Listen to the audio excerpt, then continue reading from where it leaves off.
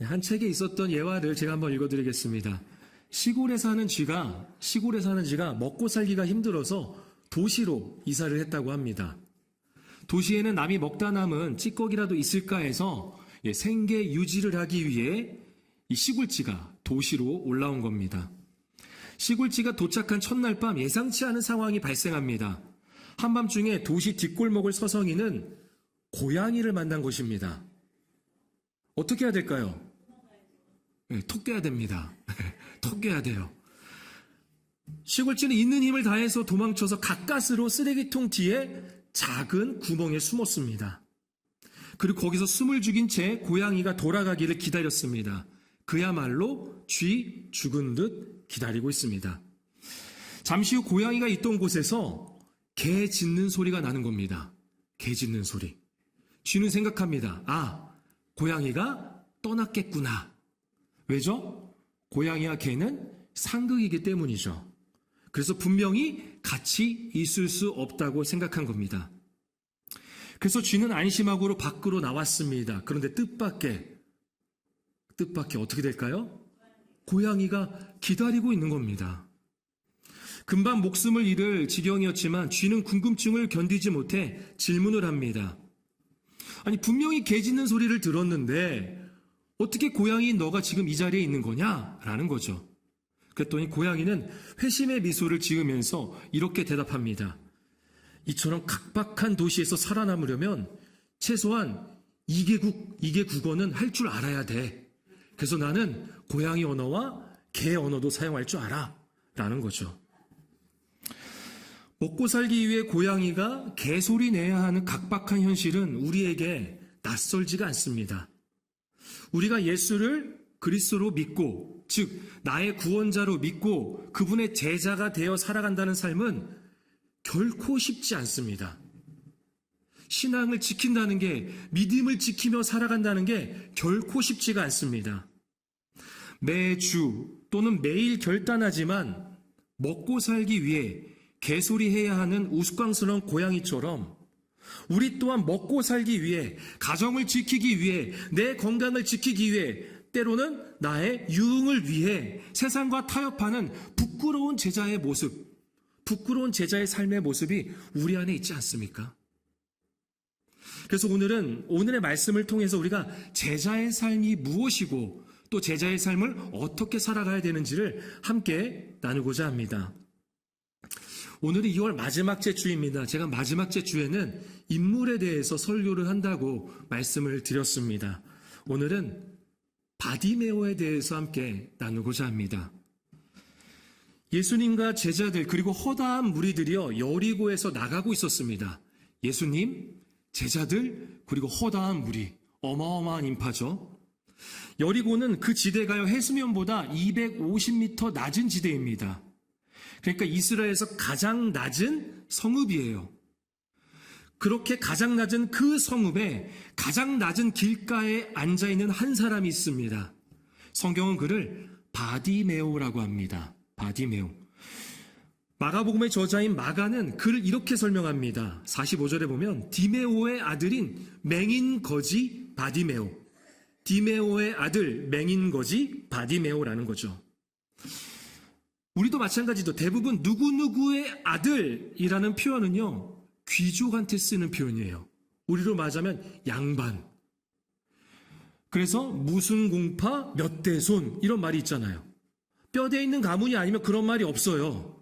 뼈대에 있는 가문이면 족보를 따지기도 하고요. 무슨 공파 몇 대손 이러는 거죠. 디메오의 아들 바디메오라고 하니까 마치 대단한 사람처럼 느껴집니다.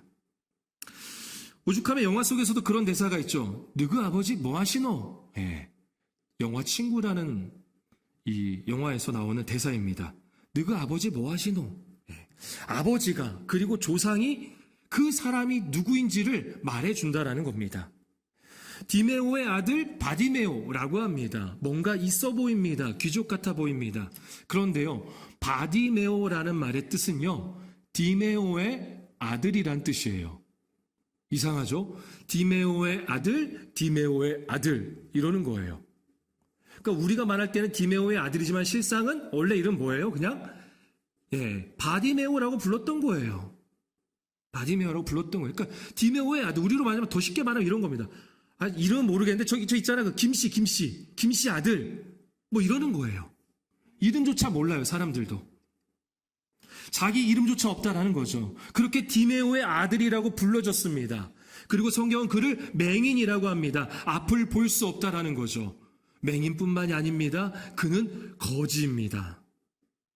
가진 게 없어서 매일 가장 낮은 길바닥에 앉아서 구걸하며 사람들의 동정으로 하루하루를 살아가고 있는 자입니다.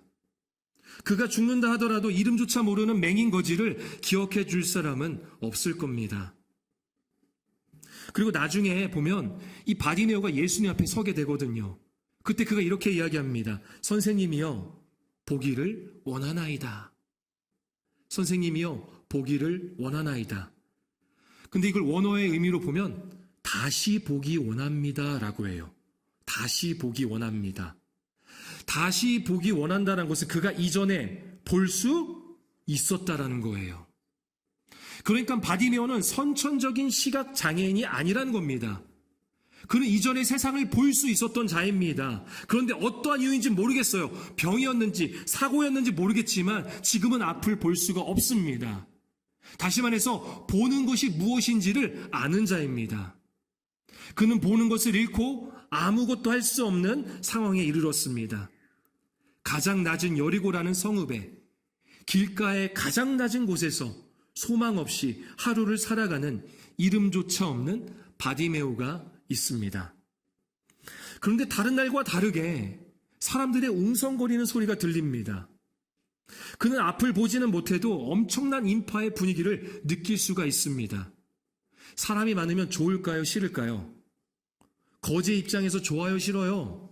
좋은 거죠. 운수 좋은 날이에요. 많아도 너무 많습니다. 너무 좋은 날입니다. 왜요? 사람이 많아야 그나마 조금이라도 얻는 게 더 많기 때문입니다. 바디메오는 궁금했습니다. 볼 수 없으니 주변 사람들에게 물어봤겠죠. 다들 누군가를 따라가느라 근데 정신이 없습니다. 바디메오에게 제대로 대답하는 사람이 없습니다. 바디메오는 더욱더 궁금합니다. 평소보다 너무나도 많은 인파인데 도대체 뭐지? 누구를 따라가는 거지? 그래서 묻고 또 묻습니다. 그러자 지나가던 한 사람이 이렇게 말하는 거예요. 아니, 나사렛 예수가 지나가시는데 그것도 몰라? 나사렛 예수. 예수라는 이름은요, 당시에 굉장히 흔한 이름이었습니다. 흔한 이름. 제가 이전에 카페를 한번 갔는데 권사님이라고 부르니까 막 그 안에 계시던 여성분들 여러 명이 막 쳐다보더라고요. 권사님이 굉장히 많나 봐요. 카페 보통 가면은. 예수라는 이름도 마찬가지입니다. 예수라는 이름이 굉장히 흔했어요. 그래서 예수님을 표현할 때는 그 호칭이 나사렛이라고 붙였습니다. 나사렛 예수. 바디메오는 소문을 통해 알고 있었습니다. 나사렛 예수, 그분은 눈먼 자를 눈뜨게 했다라는 것을 말입니다. 맹인 거지 바디메오의 반응이 이제 궁금합니다. 우리 함께 47절 말씀, 10장 47절 함께 읽겠습니다. 나사렛 예수시란 말을 듣고 소리질러 이르되 다윗의 자손이여 예수여 나를 불쌍히 여기소서 하거늘. 다윗의 자손에서 메시아, 즉 구원자가 오리라는 선지자의 예언이 있었습니다. 구약의 선지자들의 예언이 있었습니다. 다윗의 자손에서 예수가 나타날 거다, 메시아가 나타날 거다라는 거죠. 바디메오는 알았습니다. 그리고 그는 믿었습니다. 예수님은 다윗의 자손으로서 메시아, 즉 약속된 하나님의 구원자임을 믿었습니다. 그래서 외치는 겁니다. 우리 함께 이어서 48절도 함께 읽어보겠습니다.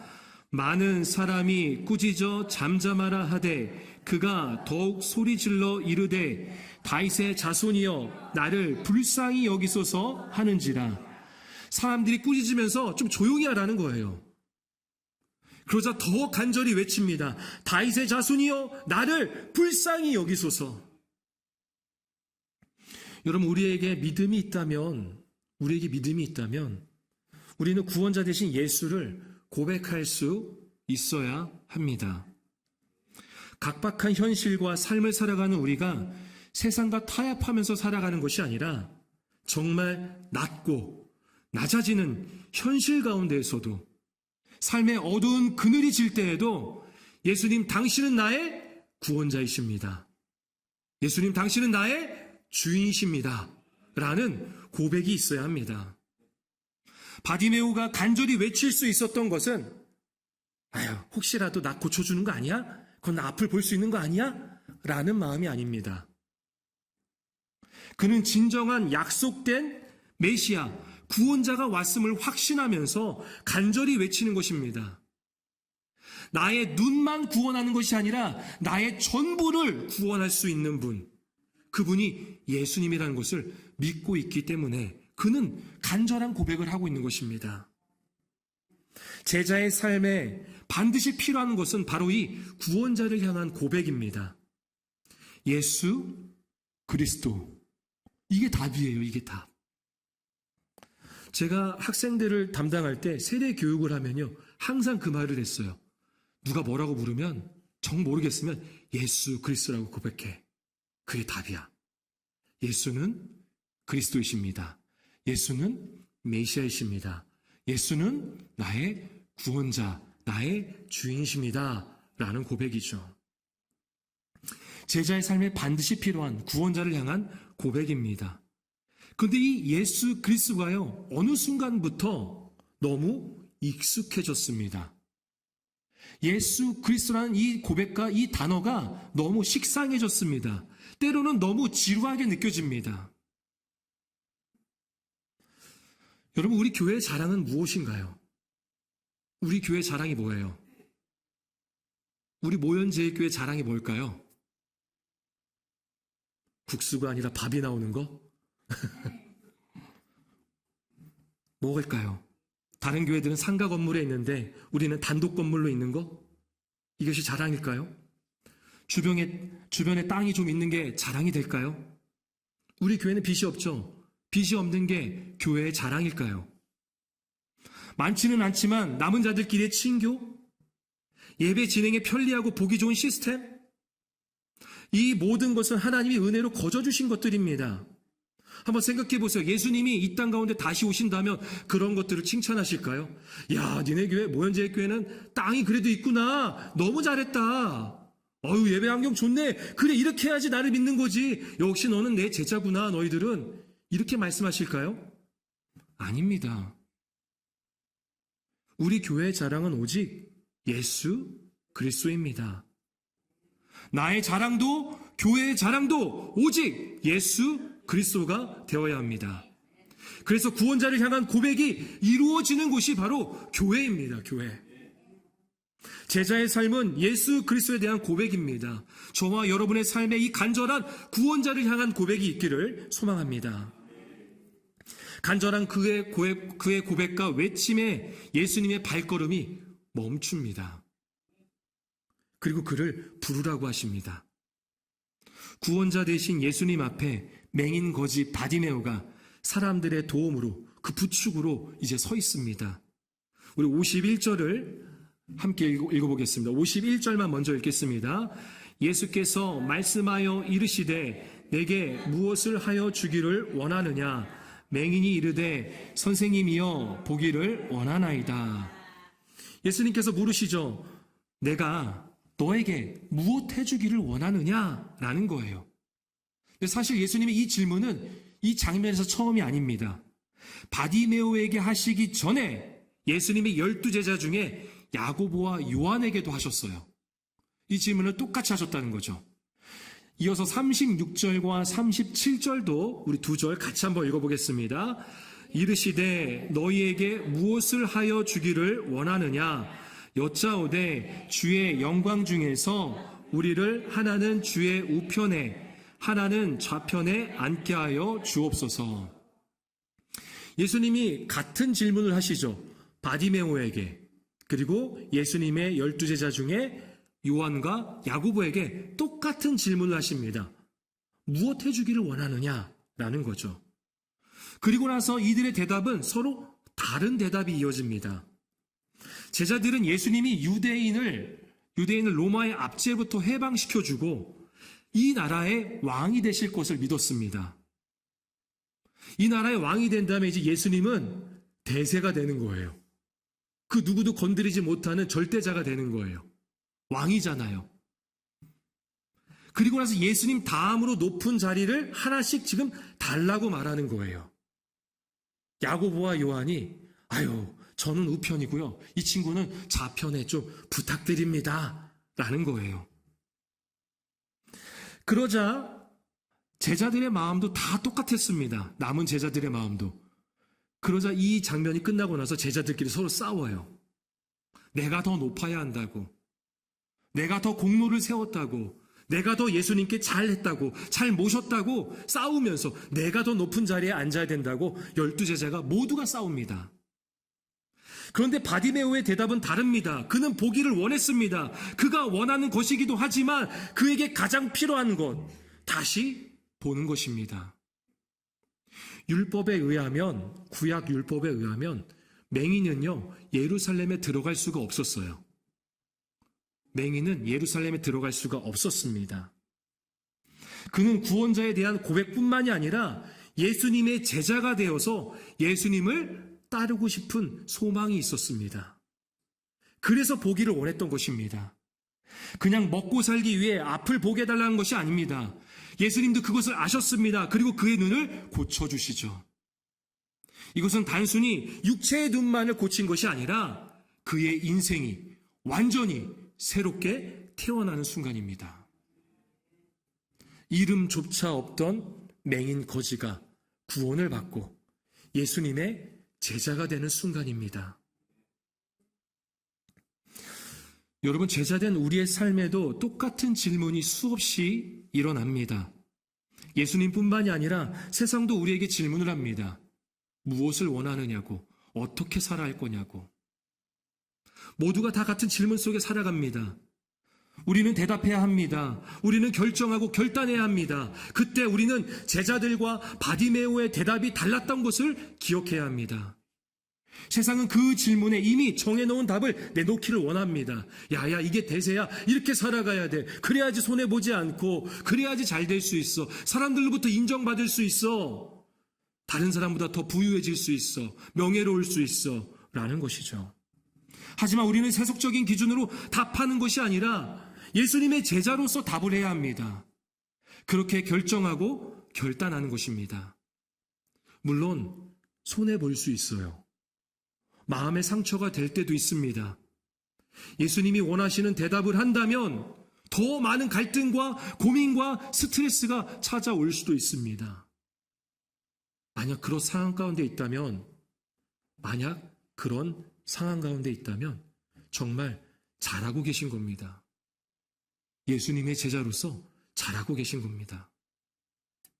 세속적인 대답이 아닌 예수님의 제자로서 주님이 원하시는 대답과 결단을 하는 저와 여러분이 되기를 원합니다. 마지막으로 제자의 삶을 하나 더 살펴본다면 불굴의 믿음입니다. 불굴의 믿음.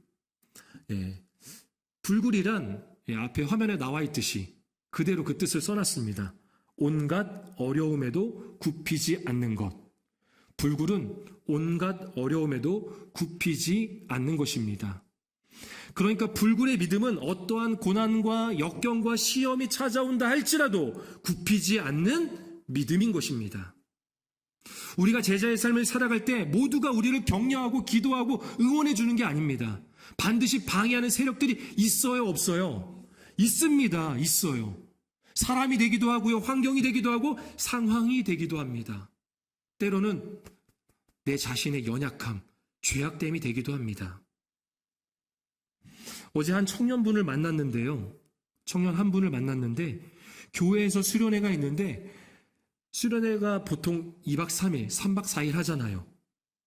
그러다 보니까 직장에서 연차를 내야 되는데 직장에서 별로 좋아하지 않는다는 거예요.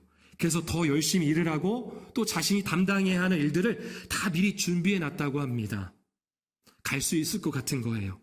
그런데 예상치 못한 상황이 일어납니다. 다른 교회를 다니시는 분이 이 수련회 가는 것을 오히려 반대했다라는 겁니다.